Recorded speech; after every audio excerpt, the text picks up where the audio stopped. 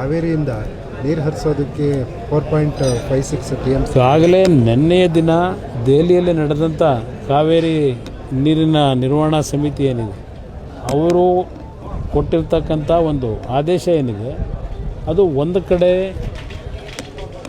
ಆ ಆದೇಶ ನಮ್ಮ ನಾಡಿನ ರೈತರಿಗೆ ಅದ್ರ ಜೊತೆಗೆ ನಮಗೆ ಕುಡಿಯೋ ನೀರಿನ ಸಮಸ್ಯೆಗಳು ಮುಂದಿನ ದಿನಗಳಲ್ಲಿ ಮತ್ತೆ ಮಳೆ ಆಗದೇ ಇದ್ದರೆ ಸಂಪೂರ್ಣವಾಗಿ ನಮ್ಮ ರಾಜ್ಯದ ಜನತೆಯ ಪಾಲಿಗೆ ಅದು ಒಂದು ರೀತಿಯ ಮಾರಣ ಹೋಮ ಆಗ್ತಕ್ಕಂಥದ್ದು. ನಮ್ಮ ರೈತರು ಈಗಾಗಲೇ ಬರಗಾಲಕ್ಕೆ ತುತ್ತಾಗಿ ಬೆಳೆದಂಥ ಬೆಳೆಗಳು ನಾಶ ಆಗಿದೆ, ಬಿತ್ತನೆ ಮಾಡಿದಂಥದ್ದು ಪೈರೇ ಹೊಡೆಯಲಿಲ್ಲ. ಇವತ್ತು ಆ ರೀತಿಯ ಒಂದು ಪರಿಸ್ಥಿತಿಯಲ್ಲಿರ್ತಕ್ಕಂಥ ಸನ್ನಿವೇಶದಲ್ಲಿ ಇವತ್ತಿನ ಈ ತೀರ್ಪು ಅವೈಜ್ಞಾನಿಕವಾದಂಥದ್ದು ಮತ್ತು ನಮ್ಮ ನಾಡಿನ ಜನತೆಗೆ ಒಂದು ಮಾರಕವಾದಂಥ ಒಂದು ತೀರ್ಮಾನಗಳಾಗಿದೆ.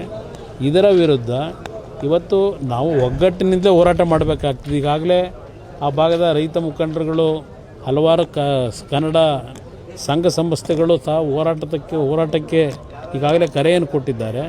ಅದು ಒಂದು ರೀತಿ ನಮ್ಮ ಒಂದು ಪ್ರತಿಭಟನೆ ನಮ್ಮ ರಾಜ್ಯಕ್ಕಾಗಿರ್ತಕ್ಕಂಥ ಅನ್ಯಾಯವನ್ನು ಇವತ್ತು ತಮಿಳುನಾಡಿನವರು ನಮ್ಮ ಮೇಲೆ ಒತ್ತಡ ಹಾಕಿ ಇವತ್ತು ಏನು ನಮಗೆ ನೀರನ್ನು ಕೊಡಲೇಬೇಕು ಅಂತಕ್ಕಂಥ ಟ್ರಿಬ್ಯುನಲ್ನ ಆದೇಶದ ಮೇರೆಗೆ ಒತ್ತಡಗಳೇನಿದೆ ಇವತ್ತು ನಮ್ಮ ಪರಿಸ್ಥಿತಿ ಏನಿದೆ ಅಂತಕ್ಕಂಥದ್ದನ್ನು ಧ್ವನಿ ಎತ್ತದೇ ಇದ್ದರೆ ಅದು ಎಲ್ಲ ಒಂದು ಕಡೆ ನಮ್ಮ ತಪ್ಪುಗಳಾಗ್ತದೆ ಅಂತಕ್ಕಂಥದ್ದು ನನ್ನ ಅಭಿಪ್ರಾಯ.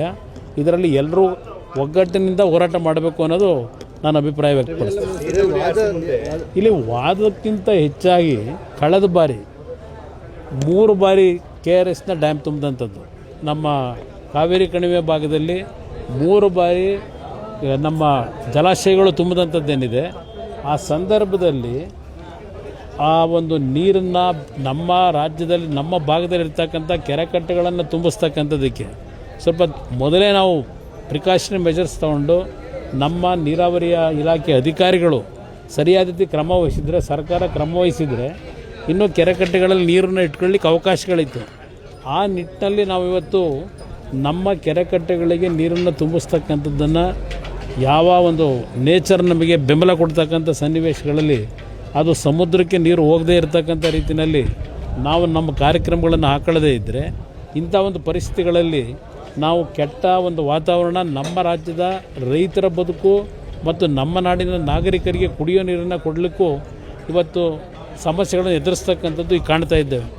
ಆ ಹಿನ್ನೆಲೆಯಲ್ಲಿ ಈಗಾಗಲೇ ಹಲವಾರು ವರ್ಷಗಳ ಹಿಂದೆ ನಡೆದಂಥ ಈ ರೀತಿಯ ಒಂದು ಸಂದರ್ಭಗಳಾದಂಥ ಘಟನೆಗಳೇನಿದೆ ಅದನ್ನು ಗಮನದಲ್ಲಿಟ್ಕೊಂಡು ನಾವಿವತ್ತು ಕೆಲವು ನಮಗೆ ಹೆಚ್ಚಿನ ಮಳೆ ಆದಂಥ ಸಂದರ್ಭದಲ್ಲಿ ಆ ನೀರು ತಮಿಳುನಾಡಿಗೆ ಹೋಗಿ ಅಲ್ಲಿಂದ ಸಮುದ್ರಕ್ಕೆ ಹೋಗ್ತಕ್ಕಂಥದ್ದನ್ನು ತಡೆಯತಕ್ಕಂಥ ನಿಟ್ಟಿನಲ್ಲಿ ಯೋಜನೆಗಳನ್ನು ಹಾಕೋಬೇಕಾದಂಥದ್ದು ನಮ್ಮ ಒಂದು ಸರ್ಕಾರಗಳ ಕರ್ತವ್ಯವೇನಿದೆ. ಅದರಲ್ಲಿ ನಾವು ಎಡವಿದ್ದೇವೆ, ಅದನ್ನು ಸರಿಪಡಿಸ್ಕೋಬೇಕು ಅಂತಕ್ಕಂಥ ಹೇಳಲಿಕ್ಕೆ ಬಯಸ್ತೇನೆ. ರಾಜ್ಯದ ಪರಿಸ್ಥಿತಿನ ಮುಂದೆ ಪ್ರೆಸೆಂಟ್ ಮಾಡಿದ್ರೆ ಒಂದು ಕಡೆ ಸಮರ್ಪಕ ಮಾಡಲಿಲ್ಲ. ಇಲ್ಲಿ ಪ್ರೆಸೆಂಟ್ ಮಾಡ್ತಕ್ಕಂಥದ್ದು ಒಂದು ಭಾಗ.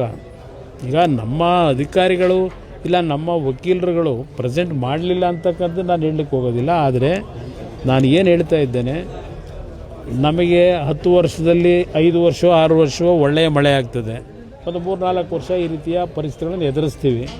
ಇದರ ಹಿನ್ನೆಲೆಯಲ್ಲಿ ನಮಗೆ ಆದಂಥ ಈ ಹಲವಾರು ವರ್ಷಗಳ ಅನುಭವಗಳೇನಿದೆ, ತಮಿಳುನಾಡಿನ ಅಲ್ಲಿಯ ಸರ್ಕಾರಗಳು ಅಲ್ಲಿಯ ರೈತರ ಒತ್ತಡಗಳೇನಿದೆ ಇದೆಲ್ಲವನ್ನು ಗಮನಿಸಿದ್ದೇವೆ ಈಗಾಗಲೇ. ಆ ನಿಟ್ಟಿನಲ್ಲಿ ನಮ್ಮ ಕೆರೆಕಟ್ಟೆಗಳಿಗೆ ನೀರನ್ನು ತುಂಬಿಸ್ತಕ್ಕಂಥದ್ದು, ನಮ್ಮ ಜಲಾಶಯಗಳು ಭರ್ತಿಯಾದಾಗ ಅದಕ್ಕೆ ಟಾಪ್ ಪ್ರಿಯಾರಿಟಿನ ಟೆಕ್ನಿಕಲಿ ಯಾವುದೇ ಸಮಸ್ಯೆಗಳು ಇಲ್ಲೇ ಇರತಕ್ಕಂಥ ರೀತಿಯಲ್ಲಿ ಕಾರ್ಯಕ್ರಮಗಳನ್ನು ರೂಪಿಸಬೇಕಾದಂಥದ್ದು ಸರ್ಕಾರಗಳ ಕರ್ತವ್ಯ ಇದೆ.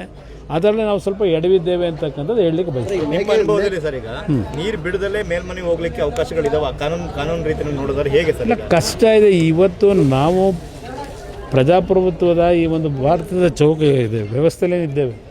ಈ ಇದು ನಮ್ಮ ಒಕ್ಕೂಟದ ವ್ಯವಸ್ಥೆಯಲ್ಲಿ ಇವತ್ತು ಹಲವಾರು ರೀತಿಯ ಕಾನೂನಿನ ತೊಡಕುಗಳಿದೆ. ಸುಪ್ರೀಂ ಕೋರ್ಟು ಮತ್ತು ನ್ಯಾಯಾಲಯಗಳ ತೀರ್ಪಿನಲ್ಲಿ ಹಲವಾರು ಸಂದರ್ಭದಲ್ಲಿ ನಮ್ಮ ರಾಜ್ಯಕ್ಕಾಗಿರ್ತಕ್ಕಂಥ ತೀರ್ಪುಗಳ ಬಗ್ಗೆ ನಾನು ಚರ್ಚೆ ಮಾಡಲ್ಲ. ಆದರೆ ವಾಸ್ತವಾಂಶವನ್ನು ನೋಡಿದಾಗ ಗ್ರೌಂಡ್ ರಿಯಾಲಿಟಿನ ನಮ್ಮ ರಾಜ್ಯಕ್ಕೆ ಹಲವಾರು ವರ್ಷಗಳಿಂದ ಅನ್ಯಾಯ ಆಗ್ತಾ ಬಂದಿದೆ, 100 ವರ್ಷಗಳಿಂದ.